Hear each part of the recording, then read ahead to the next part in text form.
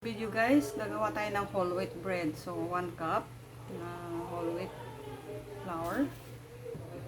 2. So meron tayong 3 cups dito guys. 1 teaspoon baking. 2, 3.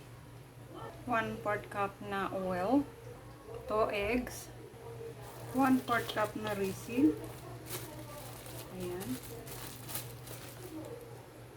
And 1.5 cup na milk. So, paghaluin lang to siya, guys.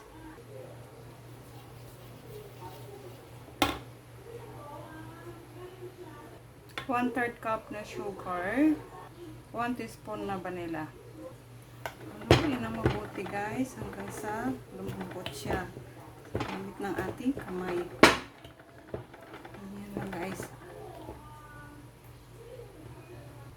Ito na siya guys.